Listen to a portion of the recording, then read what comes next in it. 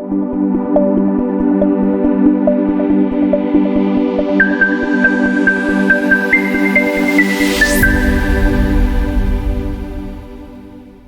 hello, everybody. Welcome back to Crafting and Crime Daily. I'm your host, Rebecca, and I recap live trials so you have something to listen to while you are crafting. And if you know somebody that you think might be interested in this type of content, I realize it's quite unique, but share this video with them so they'll have something to listen to while they're crafting, right? So currently covering the trial of Chad Daybell. And stick around because Thursday is the sentencing of Adam Montgomery. Now, I don't know if you remember Adam Montgomery. You might remember the hashtag Red Cooler Fund. Adam Montgomery is the gentleman that was convicted of murdering his 5-year-old daughter, Harmony Montgomery. He never attended the trial, but he has been ordered to attend the sentencing. And, according to Marcy's law, the victims will be there speaking out. And I don't know who's going to speak on behalf of Harmony, but probably her biological mother. I don't know who else.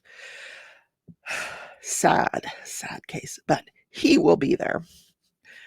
If they have to strap him to the wheelchair and bring him in like they do with Darrell Brooks, which I assume they are still picking a jury in the Darrell Brooks case, because that'll start as soon as the jury has been selected, and it hasn't started yet. So, and I will cover that because Darrell Brooks, he's always entertaining. And if you don't know who Darrell Brooks is, if you recall the gentleman, he's the gentleman that, well, I say gentleman, creep, who drove his SUV through the Waukesha Christmas parade, killing and injuring many people. He's serving like 800 plus years in jail, but he is being tried in a different venue in the same state of Wisconsin, and for trying to run over his girlfriend. He liked his vehicle. He liked to use his vehicle as a weapon. I think that'll be a theme. Anyhow, let's get to Chad Daybell because it was a very, very interesting day in the Chad Daybell case. So starting off, we have one of the detectives.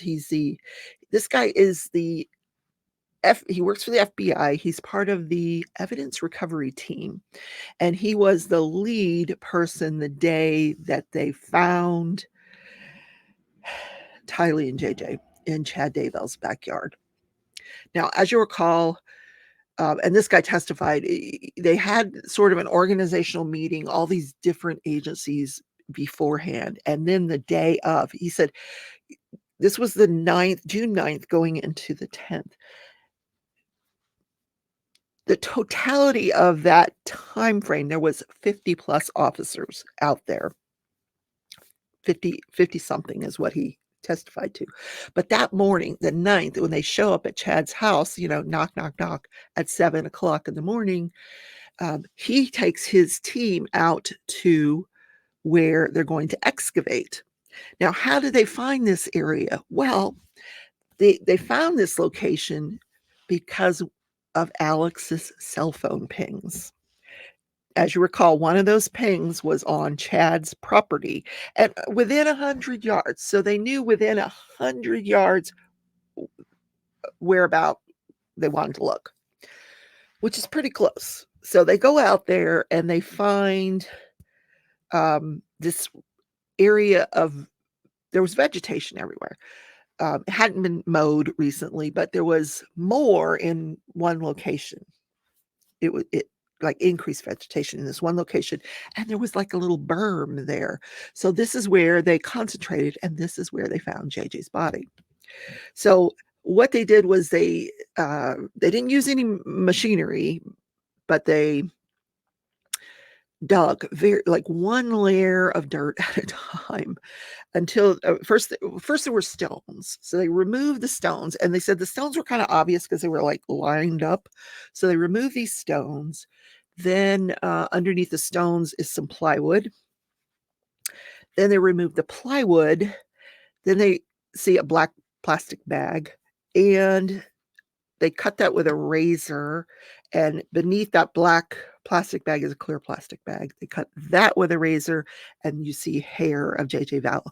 Now, I have to tell you, the courtroom everybody that wanted to sit in the gallery was sitting on the side where, behind the prosecution.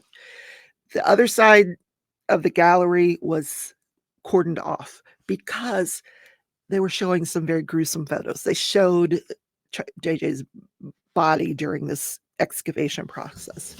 And I guess they didn't really want anybody to see it. And you could see it really well on that side of the courtroom because it was only being shown to the jury. So after all that was shown and this guy finishes his testimony, they take a break and then everybody's allowed to sit wherever they want. It was kind of interesting. So that was kind of it for his testimony. My understanding is, and I didn't cover this, on Friday he testified about the findings of Tylee Ryan's body as well. And they weren't far apart. His was near a tree, hers was near a burn pit. And his was in this area where there was a pet cemetery. And he did testify that they did find pets. They found a couple cats and a dog. They did find pets, but they also found JJ. So then we get the testimony of Melanie Pawlowski. And after that, her husband's going to testify. And what he has to say is really interesting. So Melanie Pawlowski was the niece of Lori Daybell. And she testified that she lost her mother at a young age. So Lori was like her mother figure. And it sounds to me like she just worshiped this woman. And she developed a very close relationship with Chad. And she bought into this whole religious stuff that they were selling. And she started referring to Chad as dad or daddy. That was her dad and mom. But she said a lot of the information she got was coming from Lori. She would go to Chad and then she would come back and relay it to Melanie. Okay. So she understood that Chad could discern, he could do these spiritual discernment. He was gifted this spiritual discernment where he could discern light from dark. And sometimes he would use this pendant to do so. And she assumed that he would just go back and forth. And if it went one way, the person was light and dark the other way. Okay. So, sure. But he doesn't always need the pendant, she says. He didn't need the pendant. But, sometimes it helped. Yeah. Then she talked about casting. And Chad and Lori taught her the correct way to cast out. You just raise your hand. You raise your right hand. There's a few people I'd like to cast out. So if you ever see me raising my right hand during a live, you'll know what I mean. Okay. So she did testify that she participated in castings regarding Charles Vallow. Remember, Chad and Lori thought Charles was dark and possessed by Ned. So she participated in that. She did testify that JJ was labeled as dark. I got to move the microphone here so I can get to my notes. I got so much stuff on this desk. If you saw this desk, oh my God, it's a mess. There's yarn and diamond paintings and everything like on this desk. Anyway, so she said that the ideas were constantly changing. Chad and Lori's ideas were evolving, but she said they originated from Julie Rowe. Now, I don't know if you recall, Julie Rowe is my glasses are crooked. Okay. Julie Rowe is the person that Chad published her book, and she would give these speeches in these auditoriums that she would fill with thousands of people about her near-death experience and her visions and the earthquake that was coming in 2015 that never happened. And end of times stuff. So that's where it all originated. So then she testified that she last saw Tylee when she was packing up in Arizona to move to Rexburg. She learned about Charles's death from Alex when her ex-husband, she was, I guess, still with her ex-husband. I don't know. Anyway, he was there. He puts her on speakerphone, or he puts the call on speakerphone. I don't know who made this call, but that's when she learned that Charles had died. So she moved to Rexburg, like she said, the last weekend of September. Last weekend of September of 2019. The week, right around the time frame that JJ goes missing. Tylee's already gone. So she stayed with Lori initially. Then eventually she gets that apartment that's right next door. She said she was told Tylee was staying at a friend or with a friend at BYU and just kind of doing her own things. She thought, she didn't think anything of it. And then she was told that Lori had hired a nanny that was taking care of JJ. Okay. And she just bought it hook, line, and sinker. So at some point, she and Lori leave Rexburg, and I'm assuming it's when they tried to do the well check on JJ Vallow in November. They leave Rexburg and they go to Missouri, and then for a little while, and then they go to Hawaii. And Tylee and JJ were not with them. Now, maybe the time frame on that is wrong. I'm not sure when that was. It might have been before she moved to Rexburg. I didn't really get a sense of that, or after. I'm not sure. So Alex didn't go with them either, because Chad said Alex had something he needed. Chad said he had something he needed Alex's help with. Could it be the murder of his wife, perhaps? Yeah. But she was told by Chad and Lori, and we're going to talk about that when we get the testimony of Ian, not to speak with law enforcement. Law enforcement was dark. Detective Hermosillo and Hope, I think, with the Rexburg Police Department, were dark, and they should not speak to them. So Chad told her that her ex-husband was following her and had put a tracker on her vehicle. And she trusted Chad, and she told the jury that this turned out to be true. I don't know about that. So when he told her that, she said, wow, now I really trust Chad. So then there was on cross-examination, the judge admonishes, or that's the fancy name for it. He just led into John Pryor, because John Pryor, the defense attorney, kept talking over the witness. And he tells him, listen, stop talking over the witness. And then he talks over the judge. And the judge is like, you're talking over me now. Stop it. Yeah. I thought that was interesting. So then we get Ian Pulowski on the stand. And this is really interesting. He met Melanie. Did I mention Melanie Pulowski was married to Brandon Boudreau? That's her former husband, the one that was Alex attempted to kill him, the attempted murder. Yeah, up in Arizona. Yeah.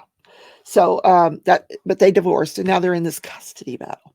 So she goes on this dating site, and she sees Ian. Unbeknownst to the two of them, he lives in the apartments that are across the street from her apartment in Rexburg. And this is in early November.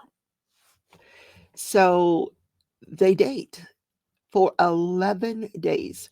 The courtship lasted 11 days. They get married. What? And he did say, yeah, that's kind of quick. Because on Cross, John Pryor said, it's not unusual in the LDS space for people to get married quickly. And he goes, well, this was kind of quick. He had 2 kids and a prior wife. And he learned some of what Melanie was believing, through Lori and Chad, but he didn't learn the bulk of it until the night of their wedding. What a wedding night. Hey, honey, before we get to the good stuff, there's some stuff I got to tell you. Or maybe they did the good stuff first, and then she's like, we need to talk. So he learns the bulk of these beliefs, and he's like, oh my God, what have I got myself into? And he was like, he loves this woman. I didn't get the sense that he ever regretted marrying her, and they're still married. But he's like, I was scared because I've got kids. I've got an ex-wife. I don't want anything to happen to them. And now he's concerned about JJ and Tylee. Like, where are these kids? So like a week or so later, he goes to the police. He's like, we need to talk.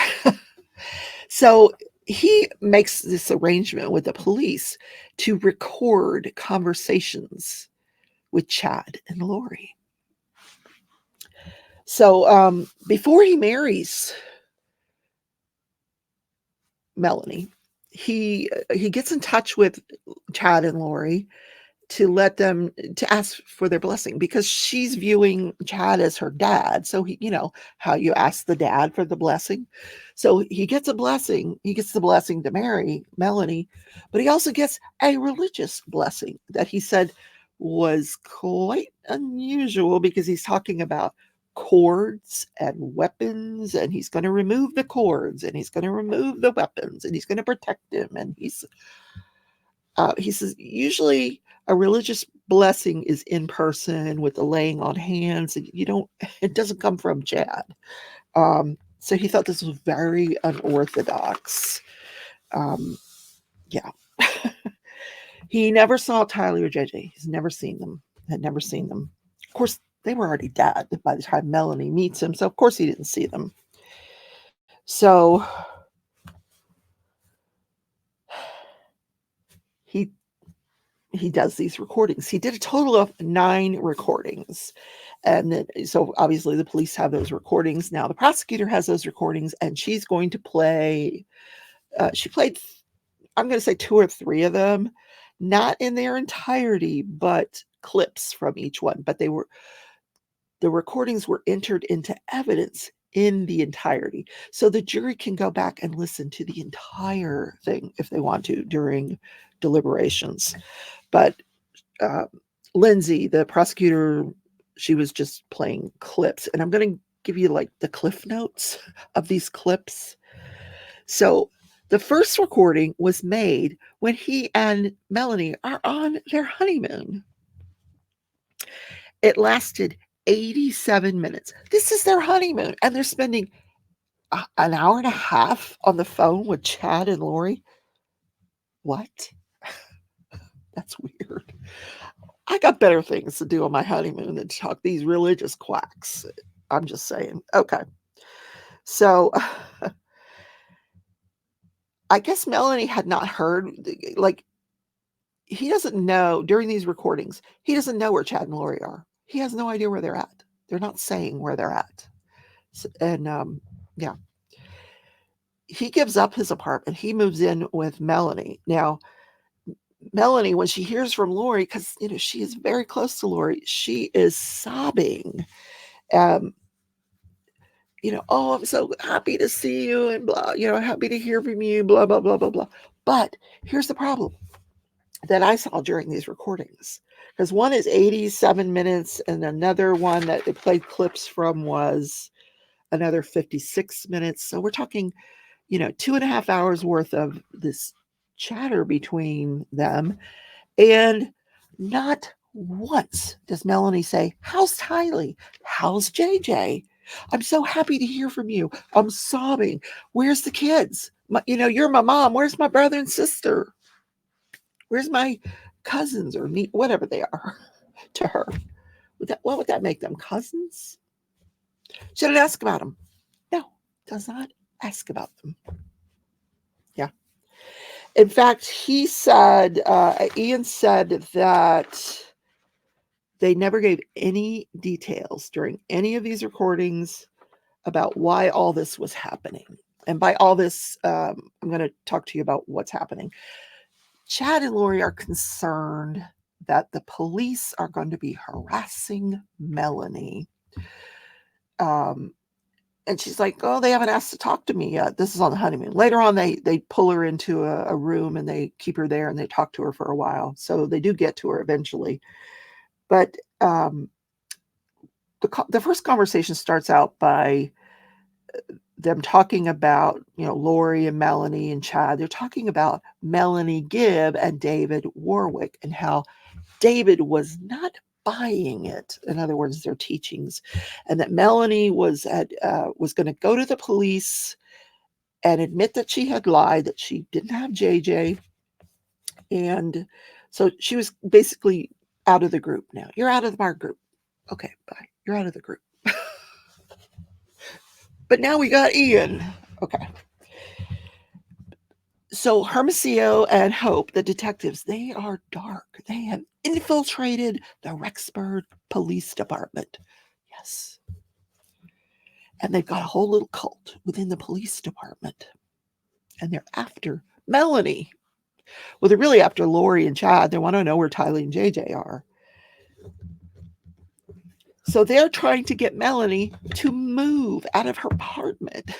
And she's like, we're all settled in. And Lori's like, oh, you decorated it so beautifully. And, blah, blah, blah. But they want her to move.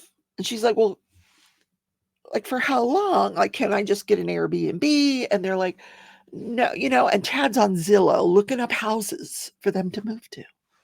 They don't move. They don't end up moving. Now, here's what was not clear to me. Did Melanie know these were being his wife? Did Ian tell Melanie that these calls were being recorded? I don't know. And on the first phone call, the 87-minute one, Chad gives one of these blessings that it's long. Oh my God, it is lengthy. And it's blah, blah, blah, blah, blah, blah, blah, blah, blah, blah. We're going to cut the cords and we're going to get all the weapons out of you. And he said, this is not based on anything LDS teaches or the Bible, these cords and weapons. He had never heard of this before. Casting, he'd heard of, yes, but not any of this stuff. But this blessing went on and on and on.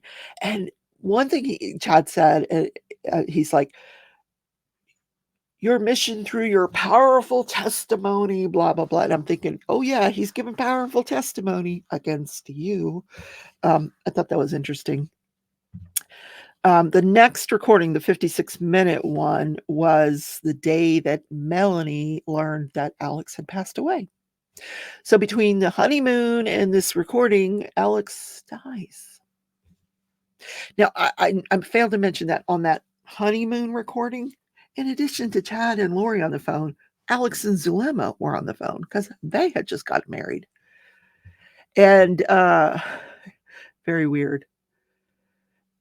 The other thing that Melanie, when Chad tells her she's got to move, she's like, but you said Rexburg was where we needed to be. And he's like, yes, but we're just going to move for a season and then we'll come back. And there's all this unrest. And I have visions of this upheaval of starving people near the McDonald's and just this weird stuff that he's saying. Really, really weird stuff. So then he gives another blessing during this phone call regarding Alex's death for Melanie. Renouncing curses and the cords and the weapons and all that. So Ian said out of the 9 phone calls he recorded, Alex gave blessings in most of them.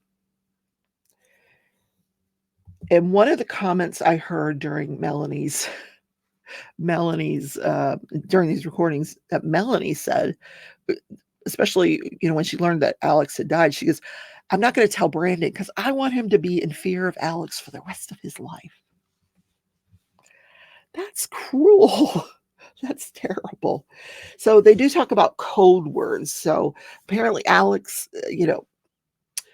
Chad and Lori were constantly changing burner phones, and then she wouldn't know how to get a hold of them. But they had these code words, but she said the name of the code words, one for good and one for bad. She goes, but I mentioned them as in a text, and the police have probably seen our texts, so we should probably change them. So she said, how about Jamie Powell for good and Daddy Down for bad? So those are the new code words. Then in the middle, well, the prosecution rests their case. Then John Pryor gets up and he's cross-examining the witness. And all of a sudden, the judge stops the testimony and says, I need to have a quick sidebar with everybody. So they go for the sidebar. Then he comes back, and here's what happens. Mr. Pryor, I apologize to interrupt. I want to have a quick sidebar with counsel. Quick issue taken up outside the presence of the jurors. We're not going to take a break necessarily. If they could just line up outside the hall, this should be very quick, and then we'll go back on after I address that outside of the jurors' presence. Okay. All right, please. All right, thank you. Please be seated. All right, counsel, the court was advised of something that concerned me during the testimony of this witness, nothing that you did, Mr. Pulowski, but I do have a concern. Mr. Pulowski has counsel here in the courtroom. The attorney that's here representing Mr. Pulowski, I'm going to have him exit the courtroom at this time. If the marshals please assist him out of the courtroom, and he's not going to be permitted to remain through the testimony of this witness.